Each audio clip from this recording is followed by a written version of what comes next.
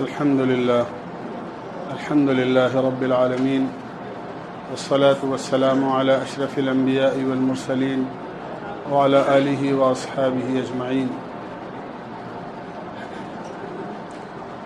دوستو بزرگو،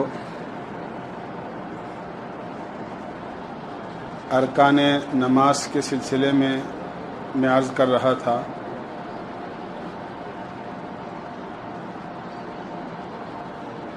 میں نے عرض کیا کہ 6 چیزیں ایسی ہیں جو نماز میں داخل ہیں اور فرائض میں سے ہیں، جن کو ارکان صلاۃ کہا جاتا ہے. تکبیر تحریمہ ہے، قیام ہے، یہ 2 چیزیں میں نے کل عرض کرتی تھیں. تیسرے قرات ہے. قرآن کریم میں اللہ تعالیٰ نے فرمایا ہے فَقْرَؤُوا مَا تَيَسَّرَ مِنَ الْقُرْآنِ، جہاں سے بھی تمہیں آسان ہو وہاں سے تم نماز میں قرآن پڑھ لیا کرو. قرآن کریم کی اس آیت کی وجہ سے نماز میں قرآن کریم کا پڑھنا فرض ہے. کم سے کم ایک آیت یہ فرض میں داخل ہے.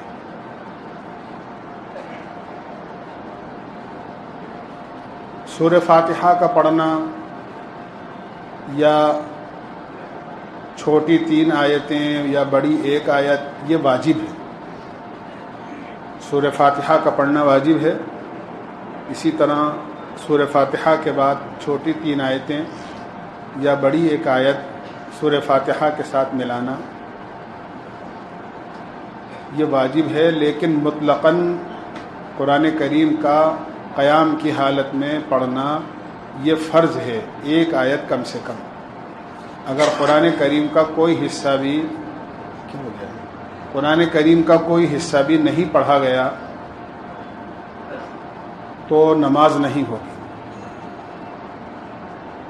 جو لوگ ایسے ہوتے ہیں جن کو قرآن کریم کا اتنا حصہ بھی یاد نہیں ہے جس سے نماز ہو جائے، ان کو جلدی سے جلدی قرآن کریم کا کم سے کم اتنا حصہ سیکھنا ضروری ہے جس سے کہ نماز کی ادائیگی ہو سکے. اس لیے کہ جس چیز کا پڑھنا فرض ہے اس کا سیکھنا بھی فرض ہے. قرآن کریم کا نماز میں پڑھنا فرض ہے تو قرآن کریم کا سیکھنا بھی فرض ہے. اور صرف قرآن کریم کا سیکھنا ہی نہیں بلکہ قرآن کریم کا صحیح سیکھنا فرض ہے. ایسا نہیں ہے کہ بچپن کے اندر کسی آپا جی سے یا کسی باجی سے پڑھ لیا تھا اور بس وہ 55 تک اسی کو پڑھتے چلے جا رہے ہیں، کسی کو سنایا بھی نہیں ہے کہ وہ صحیح ہے یا غلط ہے. اس لیے کہ قرآن کریم عربی زبان میں ہے اور عربی زبان بڑی وسیع زبان ہے. معمولی سے فرق سے، یعنی الفاظ کی ادائیگی کے فرق سے معنی میں بہت زیادہ تبدیلی پیدا ہو جاتی ہے. جیسے ہماری یہاں اردو زبان میں اگر کہیں زبر زیر کا بھی فرق آ جائے تو بہت بڑا فرق پڑ جاتا ہے. جیسے ایک آدمی نے، جو غریب آدمی تھا، اس کے گھر میں چھپر ڈلا ہوا تھا اور بلی پر وہ ٹھکا ہوا تھا. بیچ میں بلی ڈالتے ہیں، سب جانتے ہیں. تو اگر اس نے یہ کہا کہ ہمارے گھر کے چھپر کی بلی موٹی ہے، اس بات کے کہنے کے بجائے اگر اس نے یہ کہہ دیا ہمارے گھر کی بلی موٹی ہے تو ہم جانتے ہیں کتنا بڑا فرق ہو جائے گا. بلی اور چیز ہے اور بلی اور چیز ہے. حالانکہ لفظ میں صرف زبر اور زیر کا فرق ہوا، بلی اور بلی میں، لیکن مفہوم میں اور معنی میں زمین و آسمان کا فرق ہو گیا. صحابہ اکرام بکریاں چراتے تھے، اور اگر کوئی یہ پڑھ لے کہ صحابہ کرام بکریاں چراتے تھے تو کتنا بڑا فرق ہو جائے گا۔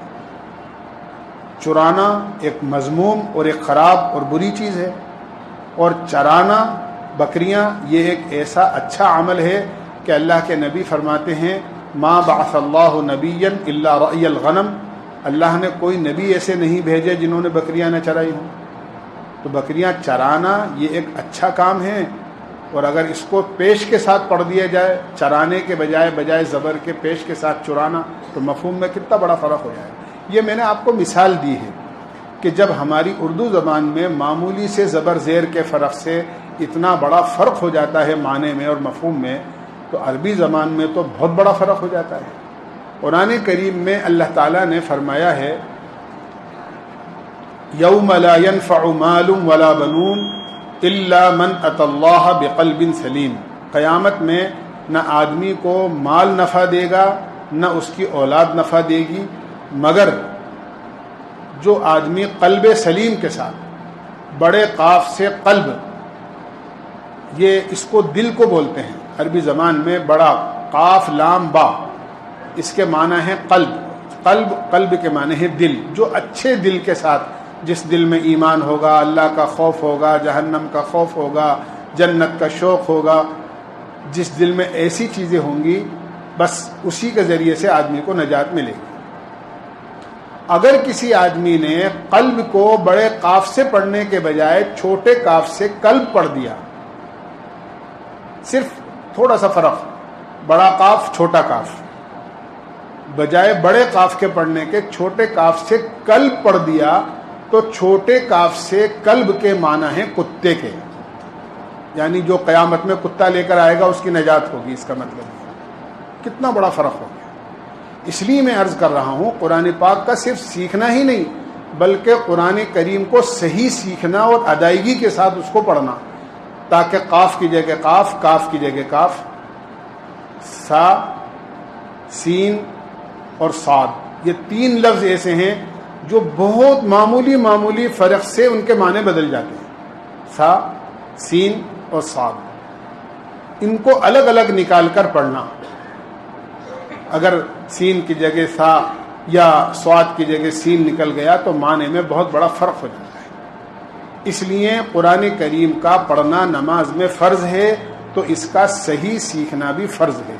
آدمی کو قرآن کریم کسی عالم کو، کسی حافظ کو، کسی قاری کو سنانا چاہیے، اور کم سے کم اتنا قرآن جو نماز میں پڑھا جاتا ہے وہ تو سناتے ہی رہنا چاہیے، تاکہ کسی قسم کی کوئی کمی اس میں نہ ہو اور صحیح ادائیگی کے ساتھ آدمی نماز پڑھ سکے۔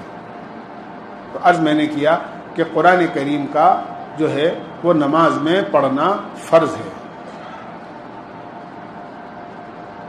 جب آدمی انفرادی نماز پڑھ رہا ہو تو آدمی سب چیزیں پڑھے گا،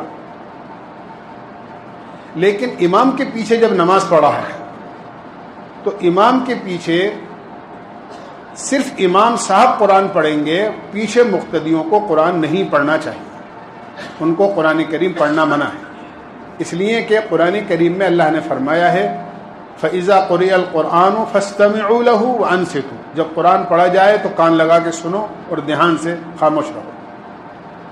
تو چاہے امام صاحب زور سے پڑھ رہے ہوں یا دھیرے پڑھ رہے ہوں ظہر اثر کی نماز میں، بہرحال مقتدیوں کو پیچھے قرآن کریم نہیں پڑھنا چاہیے، نہ سورہ فاتحہ اور نہ کوئی سورت۔ یہی امام ابو حنیفہ رحمۃ اللہ علیہ کا مسلک ہے۔ قرآن کریم کی اس آیت کی وجہ سے اللہ کے نبی علیہ الصلاۃ والسلام نے ارشاد فرمایا من کان لہ امام فقراۃ الامام لہ قراۃ، جن لوگوں کا کوئی امام ہو اور وہ نماز پڑھا رہا ہو تو امام کی قرات مقتدیوں کو کافی ہے، یعنی مقتدیوں کو قرات کرنا ضروری نہیں ہے۔ لیکن جب آدمی تنہا نماز پڑھ رہا ہو تو آدمی کو قرات کی جائے گی اور سورت بھی پڑھی جائے گی اور سورہ فاتحہ بھی پڑھی جائے گی، اس کا دھیان رکھنا چاہیے۔ امام صاحب کو مغرب ہے، عشاء ہے، فجر ہے، جمعہ ہے، عیدین ہیں، اسی طرح رمضان المبارک میں تراویح کی نماز ہے اور رمضان المبارک میں وتر کی نماز۔ ان نمازوں کے اندر قرات کو بآواز بلند پڑھنا چاہیے۔ ان نمازوں میں قرآن کریم آواز سے پڑھا جائے گا، آواز سے پڑھا جائے گا، یہ واجب ہے، قرات سے پڑھنا واجب ہے۔ مغرب، عشاء، فجر، جمعہ، دونوں عیدیں، اسی طرح رمضان المبارک میں تراویح اور رمضان المبارک میں وتر کی جو جماعت ہوتی ہے اس میں تینوں رکعتوں میں قرآن پاک جو ہے وہ امام صاحب کو بآواز بلند پڑھنا چاہیے، یہ واجب ہے۔ ظہر اور عصر کی نماز کے اندر عام دنوں کے اندر یا رمضان میں بھی اسی طرح ہوتا ہے، بہرحال یہ سری نمازیں کہلاتی ہیں، ان میں آہستہ قرآن پڑھا جائے گا۔ مقتدی جو ہیں وہ خاموشی کے ساتھ امام کا قرآن سنیں گے۔ یہ قرات سے متعلق ضروری باتیں تھیں، اس کو دھیان رکھنا چاہیے۔ اسی طرح رکوع کرنا فرض ہے اور دونوں سجدے کرنا بھی فرض ہے۔ قرآن کریم میں اللہ تعالیٰ نے فرمایا ہے یا ایھا الذین آمنوا ارکعوا، اے ایمان والو رکوع کرو، واسجدوا، سجدہ کرو۔ تو چونکہ رکوع کرنے کا حکم ہے، سجدہ کرنے کا حکم ہے، لہذا قرآن کریم کی اس آیت کی وجہ سے رکوع بھی فرض ہے اور دونوں سجدے بھی فرض ہیں ایک رکعت کے اندر۔ رکوع کا ادائیگی تو صرف اتنی سی ہو جاتی ہے کہ رکوع کا معنی ہے جھکنے کے، اگر آدمی کے ہاتھ گھٹنوں تک پہنچ گئے اور اتنا جھک گیا تو رکوع کی ادائیگی ہو جائے گی۔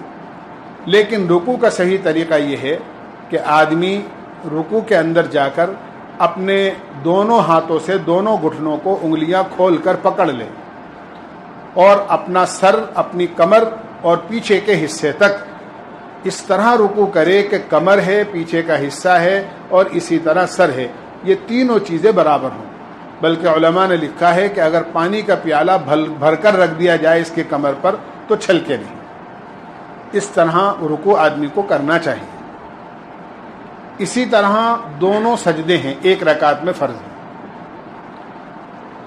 سجدہ 8 چیزوں پر کیا جاتا ہے، دونوں پیر، دونوں گھٹنے، دونوں ہاتھ، 6 تو یہ ہو گئے، ایک پیشانی اور ایک ناک، یہ 8 چیزیں ہیں۔ ان 8 چیزوں کا ٹکنا چاہیے، نماز کے اندر ضروری ہے۔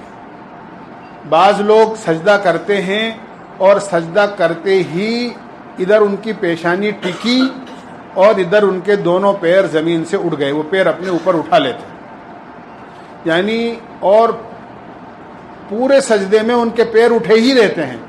وہ تو اپنے پیر اس وقت اٹھاتے ہیں جب سجدے سے ان کی پیشانی اٹھتی ہے، تو گویا پیر ذرا سی دیر کے لیے بھی ٹکے نہیں ہیں۔ ایسے لوگوں کی نماز نہیں ہوتی، سجدہ نہیں ہوا، اور جب سجدہ نہیں ہوا تو ان کی نماز بھی نہیں ہوئی۔ اس لیے آدمی کو سجدے کے اندر پیروں کو زمین پر رکھنا چاہیے، اس طرح اپنی انگلیاں قبلے کی طرف رہیں، مڑی رہیں، پیر کھڑے رہیں، اس طرح۔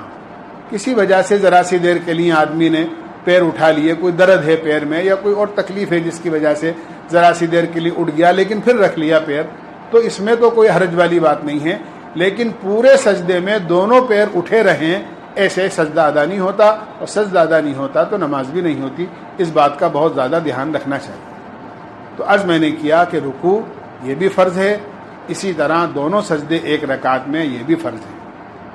اسی طرح چھٹی جو چیز ہے وہ آخری قاعدہ ہے، یعنی جو 2 رکعت والی نماز ہے تو 2 رکعت والی نماز میں بالکل اخیر میں قاعدہ ہوتا ہے۔ اسی طرح 3 رکعت والی ہے تو اس کے اخیر میں قاعدہ ہوتا ہے۔ 4 رکعت والی ہے تو کوئی سی بھی نماز ہو، فرض ہو، واجب ہو، سنت ہو، نفل ہو، ہر نماز کے اخیر کا جو قاعدہ ہوتا ہے وہ تشہد پڑھنے کے بقدر، جتنی دیر میں تشہد یعنی اتحیات پڑھی جاتی ہے اتنی دیر قاعدہ کرنا اور بیٹھنا، یہ فرض ہے، یہ فرض ہے۔ تو یہ چیزیں ہیں جو فرائض میں داخل ہیں، ارکان صلاۃ میں سے ہیں۔ تکبیر تحریمہ ہیں، دوسرے قیام ہیں، تیسرے قرآن کریم کا پڑھنا ہے، قرات جس کو کہتے ہیں، اسی طرح چوتھے رکوع ہے، 5ویں دونوں سجدے ہیں، اور چھٹا آخری قاعدہ ہے۔ اب آدمی کو نماز کس طرح پڑھنی چاہیے، بہت دھیان سے آدمی کو اطمینان کے ساتھ، توجہ کے ساتھ پڑھنی چاہیے۔ حاتم اصم رحمۃ اللہ علیہ، وہ ایک بزرگ کے مرید تھے، ان بزرگ نے ان سے پوچھا کہ نماز پڑھنی آتی ہے؟ کہنے لگے کہ ہاں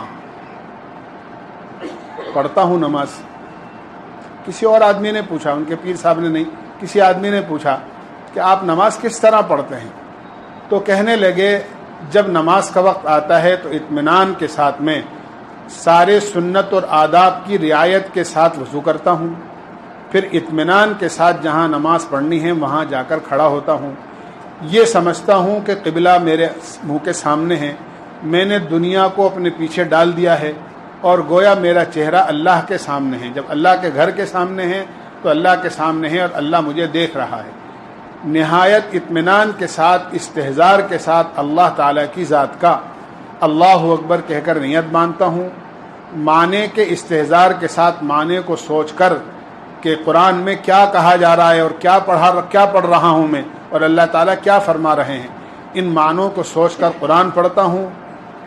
تواضع کے ساتھ میں رکوع کرتا ہوں، عاجزی کے ساتھ سجدہ کرتا ہوں، اور اس طرح اطمینان کے ساتھ دونوں رکعتیں اپنی پوری کر کے اور اپنی نماز کو پوری کرتا ہوں، اس طرح کہ ڈر لگتا ہے کہ کہیں میرے گناہوں کی وجہ سے میری نماز میرے منہ پر نہ مار دی جائے، لیکن اللہ کی رحمت سے امیدوار ہوتا ہوں کہ اللہ تعالیٰ بہت بڑا کریم ہے اور وہ قبول کرنے والا ہے. پوچھنے والے نے کہ آپ ایسی نماز کتنے سال سے پڑھ رہے ہیں؟ فرمایا 30 سال سے پڑھ رہا ہوں.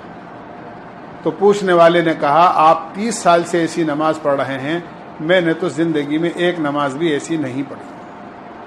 تو اصل نماز کو نماز کے طریقے پر پڑھنا، اس لیے آدمی کو نہایت مستحبات اور سنتوں کی رعایت کے ساتھ وضو کرنا چاہیے. اطمینان کے ساتھ میں نماز آدمی کو جہاں پڑھنی ہے وہاں آ کر کھڑا ہو، بھاگتا دوڑتا ہوا نہیں. بعض لوگ تو نماز کو کھڑے ہوتے ہیں تو تکبیر ہوتے ہوتے بھی ہنسی مذاق اور باتیں کرتے ہیں. حضرت امام زین العابدین رحمۃ اللہ علیہ کا تو حالت یہ ہوتی تھی کہ جب اذان کی آواز سنتے تھے تو کپکپی آ جاتی تھی اور چہرہ زرد پڑ جاتا تھا، پیلا پڑ جاتا تھا، چہرے کا رنگ بدل جاتا تھا. کسی نے کہا کہ ہم تو اذان سنتے ہیں، ہماری تو یہ کیفیت نہیں ہوتی، آپ کی یہ کیفیت کیوں ہوتی ہے؟ کہنے لگے دنیا کے سب سے بڑے شہنشاہ کے سامنے کھڑے ہونے کا وقت آ رہا ہے، اس کے سامنے میں ٹھیک سے کھڑا ہو سکوں گا یا نہیں کھڑا ہو سکوں گا، اس وجہ سے ڈر لگتا ہے. جب اتنے بڑے اللہ والے کانپتے تھے اور ڈرتے تھے کہ اللہ کے سامنے کی حضوری. آپ کسی آفیسر سر کے پاس جائیں، آپ کس طرح اپنے کپڑوں کو صحیح کرتے ہیں، موبائل کو آف کر لیتے ہیں. ہمارے یہاں تو موبائل بجتا رہتا ہے، دیکھا ہوگا آپ نے، کبھی اگلی صف میں کبھی پچھلی صف میں، کسی کے گانا بج رہا ہے، کسی کے کچھ اور بج رہا ہے. ہاں، یہ تو ہماری نمازوں کا حال ہے. وہاں آفیسر کہیں جاتے ہیں تو پہلے ہی چوکیدار کہہ دیتا ہے کہ موبائل باہر رکھ جاؤ یا سوئچ آف کر کے اندر جانا. وہاں موبائل کی گھنٹی نہیں بجنی چاہیے ورنہ آپ کی بات کو دھیان سے نہیں سنا جائے. جب ایک دنیا کا معمولی آفیسر آپ اگر فون کی گھنٹی بج جائے تو وہ آپ کی بات کی طرف ٹھیک سے توجہ نہیں دیتا، تو جب آپ کی نماز میں اللہ کے سامنے آپ کا موبائل بجے گا تو اللہ آپ کی نماز کی طرف کیسے توجہ دیں گے؟ کیسے توجہ دیں گے؟ آدمی کو سوچنا چاہیے. اس لیے، اور میں کیا عرض کروں آپ کو، بہت تکلیف کے ساتھ عرض کر رہا ہوں، 1,00,000 روپئے کا، 50,000 روپئے کا، 60,000 روپئے کا موبائل آدمی لیتا ہے اور 5 روپئے کا کپڑا اس کے پاس نہیں ہوتا کہ وہ اپنے کسی پینٹ میں، پتلون میں، اس کے پجامے میں اور کرتے میں ایک جیب موبائل کے لیے ایسی بنا لے کہ وہ موبائل اس کے اندر آ جائے. یا تو ہاتھ میں موبائل رہے گا، یا نماز میں بھی نیت تو اس طرح کی جاتی ہے منہ میرا کعبہ شریف کی طرف، اور یہ سارے موبائل والے جو آگے رکھ کے پڑھتے ہیں نا، یہ نیت شاید اس طرح کرتے ہوں گے کہ نیت کرتا ہوں میں اور منہ میرا موبائل شریف کی طرف، کیونکہ موبائل آگے رہتا ہے ان کا. تو آپ دیکھو ان کے پاس جگہ نہیں ہے موبائل کو رکھنے کے لیے. کم سے کم اگر سوئچ آف بھی ہو رہا ہے تو آدمی موبائل کی زیارت تو ہوتی رہے، کم سے کم تسلی ہوتی رہے. جیسے آدمی کو کسی کا دیدار کیے بغیر اور کسی کی زیارت کیے، کسی کو کسی سے محبت ہوتی ہے نا، تو آدمی کو اپنے محبوب کی دیدار اور زیارت کے بغیر چین نہیں آتا کہ بھئی صورت دکھتی رہنی چاہیے اس کی. ایسے ہی موبائل ہمارا اتنا محبوب ہو چکا ہے کہ نماز میں بھی اللہ کے سامنے کھڑے ہو کر یا تو سوئچ آف ہی نہیں ہوگا, اور اگر سوئچ آف بھی ہے تو بھئی کم سے کم اس کی زیارت ہوتی رہے, اس کا دیدار ہوتا رہے, وہ سامنے رکھا رہے. حالانکہ نماز میں تو سجدے کی جگہ ہونی چاہیے, نظر قیام میں سجدے کی جگہ ہونی چاہیے. یہ قاعدہ ہے, اصول ہے. کیوں؟ اس لیے کہ حدیث میں آتا ہے کہ الساجد یسجد بین قدمی الرحمن, سجدہ کرنے والا جب سجدہ کرتا ہے تو وہ رحمان کے قدموں میں سجدہ کرتا ہے, اللہ کے قدموں میں اس کا سر ہوتا ہے. اس لیے حکم ہے تم کھڑے رہو تو وہاں جہاں تمہارے اللہ کے قدم ہیں وہاں پر تم نظر رکھو, اور ہماری نظر تو موبائل پر رہتی ہے, کیونکہ جب وہ سامنے ہوگا تو نظر کہاں جائے گی, وہ تو اسی پر رہے گی. حالانکہ علماء نے منع کیا ہے کہ مسجد میں قبلے کی دیوار پر کسی قسم کے زیادہ نقش و نگار, کوئی نقشہ, کوئی ایسی چیزیں نہیں ہونی چاہیے جس طرف نماز پڑھنے والے کی اگر نظر اٹھے تو نماز سے دھیان ہٹ جائے اور دھیان ادھر لگ جائے. قبلے کی طرف کی دیوار سادہ ہونی چاہیے تاکہ نماز پڑھنے والے کی اگر کبھی بے ساختہ کوئی سامنے نظر پڑ جائے تو کوئی نقشہ, کوئی ایسی چیز لکھی ہوئی یا کوئی ایسا نقش و نگار نہیں ہونا چاہیے جو نمازی کے نماز کا دھیان بھٹکا دے. جب اتنا دھیان رکھا گیا ہے تو ہم موبائل آگے رکھ کے پڑھتے ہیں. بہرحال بات کسی ادھر چلی گئی. میں عرض کر رہا تھا آپ سے کہ نماز تو اطمینان کے ساتھ آدمی کو اپنی جہاں نماز پڑھنی ہے وہاں آئے, آنے کے بعد اطمینان کے ساتھ میں آدمی اللہ کی طرف متوجہ ہو جائے کہ میں اللہ کے سامنے کھڑا ہو رہا ہوں. نیت کرے, دل سے نیت کرے, زبان سے بھی کہہ لے کہ نیت کرتا ہوں میں 2 رکعت نماز سنت یا 4 رکعت نماز سنت, اور پھر آدمی اللہ کی طرف رخ کر کے اللہ اکبر کہہ کر نیت باندھے. اور تکبیر تحریمہ کہتے وقت میں دھیان رہنا چاہیے ہمارے انگوٹھے کانوں کی لو کی طرف ہوں, ہتھیلیاں اور یہ قبلے کی طرف ہونی چاہیے, ہمارے ہاتھ قبلے کی طرف ہوں اور کانوں کی لو کے برابر اپنے ہاتھ, اور اس کے بعد الٹا ہاتھ نیچے رکھ کر سیدھا ہاتھ اوپر رکھ کر یہ چھوٹی انگلی اور انگوٹھے سے اس طرح اپنی کلائی پکڑ لے اور اپنی 3 انگلیوں کو کلائی پر اس طرح رکھ لے, ناف کے نیچے ہاتھ باندھ لے. قرآن سبحانک اللہم پڑھے, سبحانک اللہم ولا الہ غیرو تک ہے, ولا الہ غیرو کا, بس یہاں تک سبحانک اللہم یعنی ثنا ہے. اکیلے نماز پڑھ رہا ہے تو آدمی کو پھر اعوذ پڑھنا چاہیے, بسم اللہ پڑھنا چاہیے, سورہ فاتحہ پڑھنا چاہیے, پھر کوئی بھی سورت یا قرآن کریم کی کوئی بھی 3 آیتیں, چھوٹی یا بڑی ایک آیت اس کو پڑھنا چاہیے. اس کے بعد نہایت اطمینان کے ساتھ میں نے جس طرح عرض کیا کہ رکوع کرنے کا صحیح طریقہ اپنی انگلیوں کو کھول کر اپنے گھٹنوں کو پکڑ لے اور کمر اور آدمی کا سر اور پیچھے کا حصہ بالکل برابر رہے. اس طرح نہایت عاجزی کے ساتھ آدمی رکوع کرے 3 مرتبہ کم سے کم, ورنہ 5 مرتبہ 7 مرتبہ 9 مرتبہ کی بھی گنجائش ہے. سبحان ربی العظیم پڑھے, پھر آدمی اطمینان کے ساتھ سیدھا کھڑا ہو جائے. اگر انفرادی نماز پڑھ رہا ہے تو سمع اللہ لمن حمیدہ ربنا لک الحمد دونوں کہے. اللہ توفیق دے تو حمدن کثیرن طیبن مبارکن فیہ اس کو بھی پڑھ لے. ایک صحابی نے اس دعا کو اللہ کے نبی علیہ الصلاۃ والسلام کے زمانے میں پیچھے نماز میں قومے میں پڑھا, یعنی رکوع سے اٹھنے کے بعد پڑھا. اللہ کے نبی علیہ الصلاۃ والسلام نے نماز کے بعد پوچھا کہ یہ الفاظ کس نے ادا کیے؟ وہ ڈر گئے, جواب نہیں دیا. اللہ کے نبی نے پھر پوچھا بھائی کس نے کہے تھے یہ کلمات؟ وہ پھر ڈر گئے کہیں غلطی تو نہیں ہو گئی مجھ سے. اللہ کے نبی نے فرمایا انہوں نے کوئی غلط بات نہیں کہی, یہ بتاؤ کس نے؟ پھر وہ کہنے لگے اللہ کے نبی میں نے کہے. فرمایا جب تم نے یہ الفاظ کہے تو میں نے دیکھا کہ 30 سے زیادہ فرشتے ہیں جو آپس میں ایک دوسرے سے لڑ رہے ہیں, سبقت کر رہے ہیں اس کے ثواب کو اللہ کے یہاں لے جانے کے لیے. ہم تو ٹھیک سے کھڑے بھی نہیں ہوتے ہیں اور رکوع میں چلے جاتے, سجدے میں چلے جاتے ہیں. اس لیے اطمینان کے ساتھ میں آدمی کو جب رکوع سے کھڑا ہو تو سمع اللہ لمن حمیدہ ربنا لک الحمد حمدن کثیرن طیبا مبارکن فی, اس کو چھوٹی سی دعا ہے پڑھنا چاہیے. امام صاحب کو سمع اللہ لمن حمیدہ خالی کہنا چاہیے, مقتدیوں کو امام کے پیچھے خالی ربنا لک الحمد کہنا چاہیے. موقع ہو تو امام صاحب بھی پڑھ لیں, موقع مل جائے مقتدیوں کو امام کے پیچھے تو پڑھ لینا چاہیے. امام کو زیادہ لمبی دعائیں اس لیے پڑھنے کا حکم نہیں ہے کہ مقتدیوں کو مختصر نماز پڑھانے کا حکم ہے امام کو. بوڑھے ہوتے ہیں، بیمار ہوتے ہیں، مسافر ہوتے ہیں، اس لیے فرض نماز کو زیادہ لمبی پڑھانے کا حکم نہیں ہے. اس لیے جب انفرادی نماز پڑھے تو آدمی کو خوب دعائیں پڑھنا چاہیے. بہرحال اس کے بعد اللہ اکبر کہتا ہوا سجدے میں چلا جائے.